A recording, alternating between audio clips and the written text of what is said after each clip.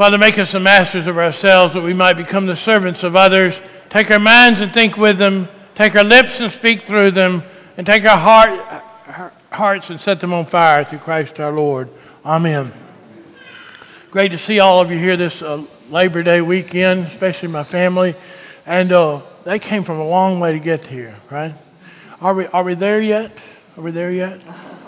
Okay. When I was a single father, taking my kids from Austin, Texas to Birmingham by myself, it was a long trip, 831 miles. I had it memorized.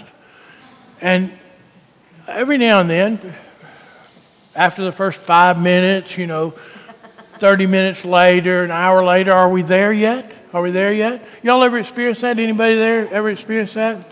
Yesterday, my kids came, Friday and Saturday, and they came, one parent, 3 children each, right? Y'all, is that right? Okay. Andrew, is that right? Yeah, Andrew, is that right? Andrew, is that right? Okay, and they called, actually, one of them called, the other one we were calling, and they would say, well, the little one's acting up, or the, screaming, right? And I'd have to talk to him to make him feel better. Lincoln, you're going to be okay. We're not there yet, but we get there, right? And every now and then they'd say, are we there yet, right? Did they say that? Right? Are we there yet? Did they say that, Andrew? Okay. Are we there yet, right? We've all experienced it if we've had children, right? And here's the answer to that question for you today, because some of you are probably thinking, are we there yet, right? Maybe you're looking at your watch thinking, we got a big dinner, got to get out of here, Here's the truth. No, we're not there yet. And, yes, we are there yet, right?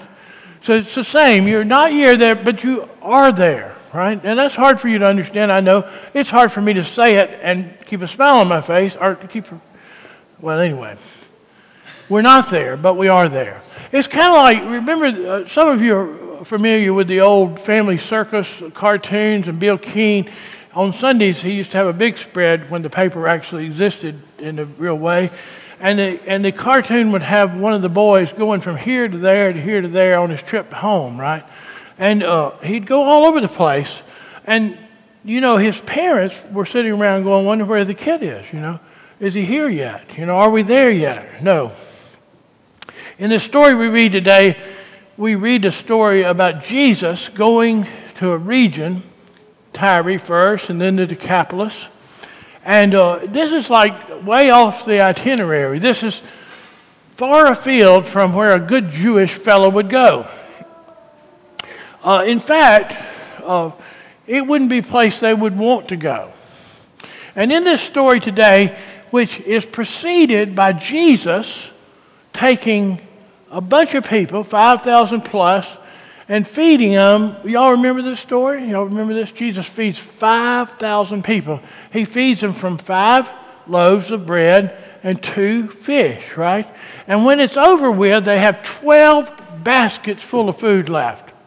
That's pretty amazing, isn't it? Trudy and I cooked yesterday like we were slaves, and we cooked more food than we could possibly eat in one day, and yet it wouldn't even make a dent on 5,000 people, and Jesus fed 5,000 people with 5 loaves and 2 fish, right? Y'all remember this story, don't you? And then he has this story here where he's gone far afield, and then the next chapter, and this is the 7th chapter of Matthew, by the way, which is preceded by the 6th chapter with the feeding of the 5,000. Remember that story? 5 loaves, 2 fish. And then in the 8th chapter, we read that Jesus once again is challenged to feed 4,000 people with 7 loaves and a few fish, right? And when they gather up the food after the meal, they've got 7 baskets full. That's in the 8th chapter of Mark.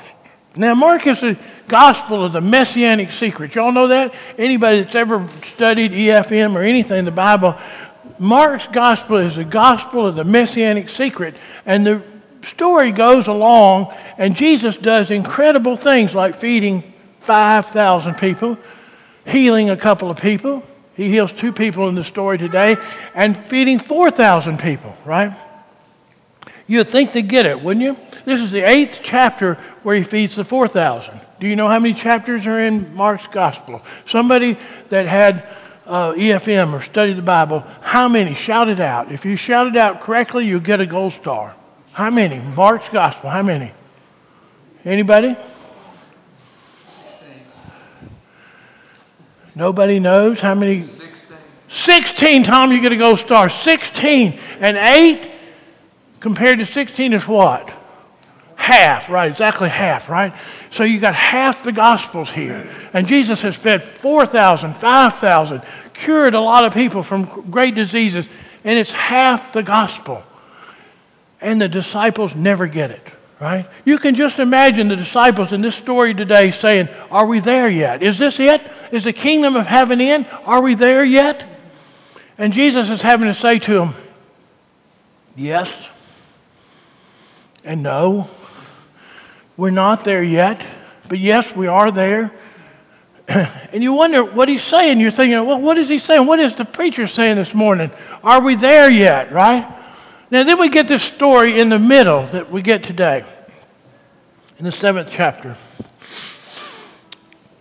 Jesus encounters a Syro-Phoenician woman. Y'all remember the Syro-Phoenician woman from your childhood in Sunday school, right? You remember like Noah's Ark and all those stories that anchor your Sunday school. Remember you talked about the Syro-Phoenician woman over and over again, didn't you? No.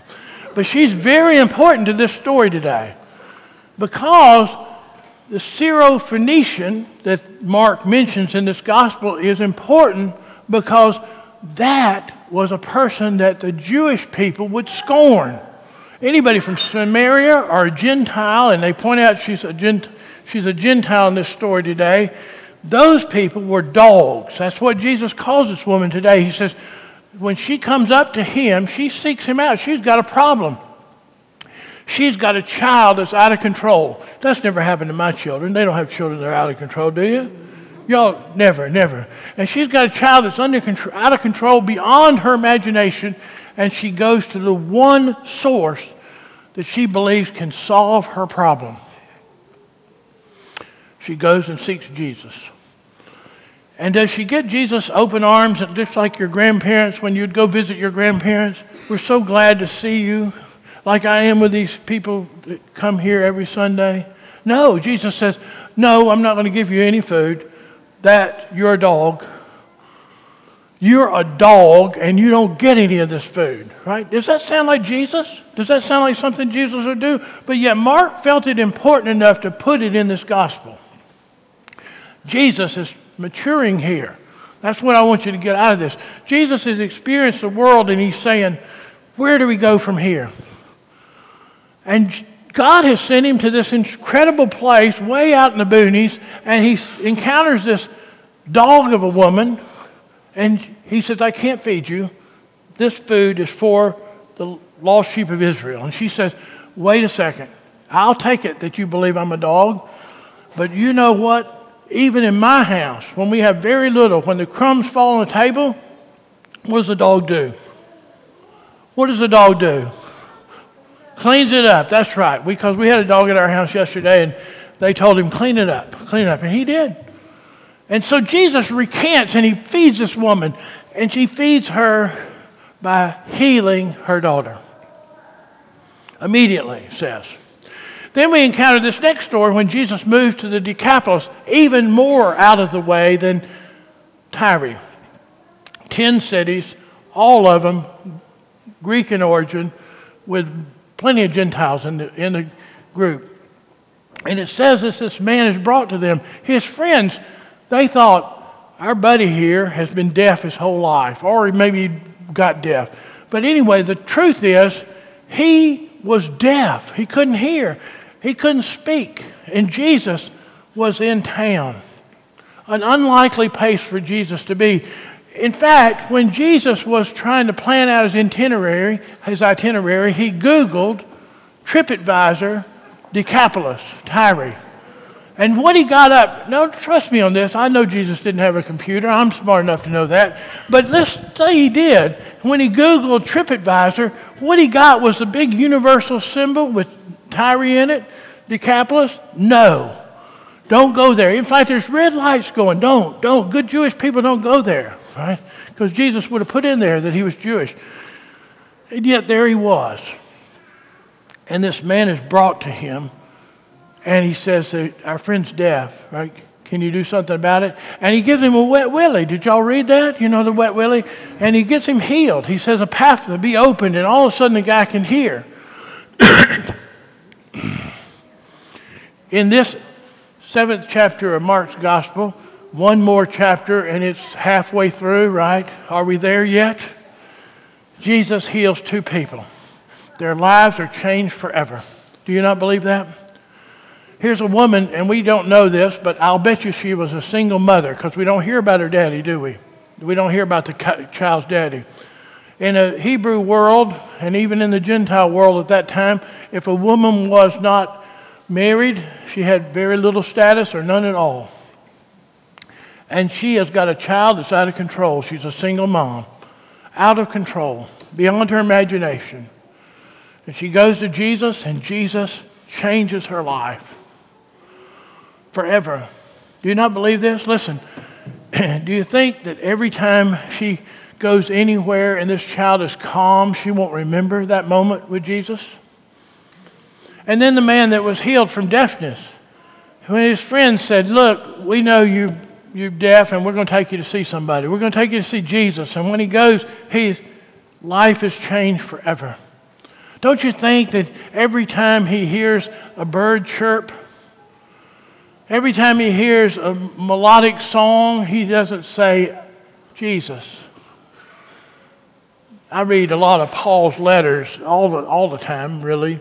And if you'll ever read Paul's letters, and he wrote a lot, prolific writer, whenever he writes anything, everything is filtered through his Damascus Road experience, because his life was changed forever. Do you have dreams? Y'all have dreams? Anybody have dreams? I had dreams, lots of dreams. I always do. I dream that one Sunday I'm going to come in here, and this area will be all full. This area will be all full. This area will be all full. There'll be people sitting on the aisles. They'll be sitting up here, and the choir will have 100 members in it, right? I have those kind of dreams. Don't you think these 2 people had dreams?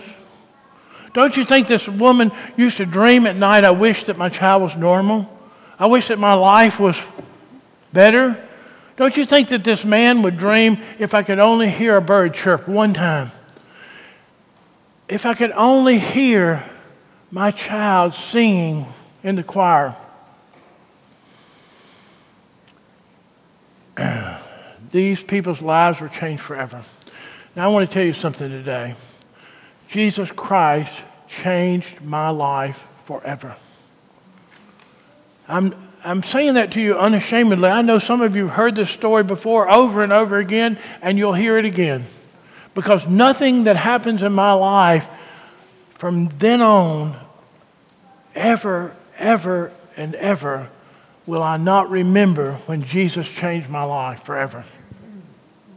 Don't you think that when this woman sees her child go up to get her degree, magna cum laude, she thinks, Jesus changed my life and changed that little girl's life? Don't you think that when that man hears his little child singing in the choir or hearing a bird chirp, he doesn't think, Jesus changed my life forever? When Jesus changed my life, I won the lottery. I mean, I didn't know it at the time. I wouldn't have seen it like that. But every now and then I dream of winning the lottery. What happened to me was much greater than winning the lottery. Much greater.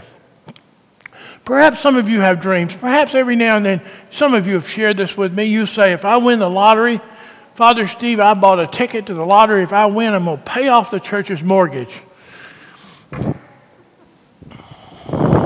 Thank you. I just can't be any more grateful than I am for that, right? And yet, you know, they never win, of course, right? But when I win the lottery, I'm going to change my life. It's going to make everything better, right? We think that way. Or sometimes we might think, if this candidate, if Donald Trump gets elected president, my life will be changed for the better, right? For better. It's going to be wonderful. No more Obama. All happy days are here again. We got Donald Trump as our president. That's great. It'll change your life forever, you know. Perhaps you move into the right neighborhood, or you belong to the club you've always wanted to belong to. If I win the lottery, I'm going to join the country club, right? No. Jesus in this story today goes far afield. That's important for us in Mark's gospel. I'm forever grateful for Mark's gospel every time I read it now. I learn more and more every time I read it. Because Mark was a simple gospel, small gospel, and yet how profound he was, we only learn if we read it over and over again. And this is the halfway point. Are we there yet? Are we there yet? Well, yes and no. Jesus went far afield. You know why he went far afield? Because God sent him there. God says, I need you to go to the Decapolis. I need you to go to Tyre. Well, no, the TripAdvisor says I shouldn't go there, Lord. Now, this is preceded by this feeding of the 5,000, and then again followed by the feeding of the 4,000. And you'd think people would get it. God is manifest in Jesus. I'm going to follow him. I'm going to make him the reason for my existence. Years ago, I had this guy. He was very smart. If you paid attention to the collect and the readings today, there was a thing about not trusting in your own wisdom, right? This guy was very educated. He had an MDiv just like mine, and he had an education doctorate. I mean, you couldn't read his name without seeing bunches of letters at the end of it, right? Very impressive guy. Well, he decided that there was something wrong with me. Hey, Lincoln, good to see you. He decided that he needed an agenda, and he brought it to the vestry retreat, and he said, this is the agenda, and it was like a 9-page manifesto. And he said, God told me to bring this. And I thought, well, God told me something different, right? And I'm thinking, well, which one do I follow? This God or that God, you know? And we do that. Some of you are going through crises right now. I know that's not a stretch because everybody is going through some kind of crisis every moment of their lives. Some of you are having crisis with your jobs. Some of you are having crisis with your parents' health. Some of you are having crisis with your own health. Some of you are suffering through divorces or some other loss, right? And you're looking for answers. You're wanting answers, right? When you're going through a crisis, you're wanting answers. You know what crisis is? A word. It's a crossroads word, right? Crossroads. You're at the crossroads. Where do you go? We have one cross that we focus on, right? That's where we go for answers. Go to Jesus. Trust in Jesus. Jesus will get you through to the other side. We're on a journey. And Jesus says, follow me. I'll get you there. Are you there yet? When you're with Jesus, you're there. And that's good news. Those with ears to hear, let them hear. Let's stand and say the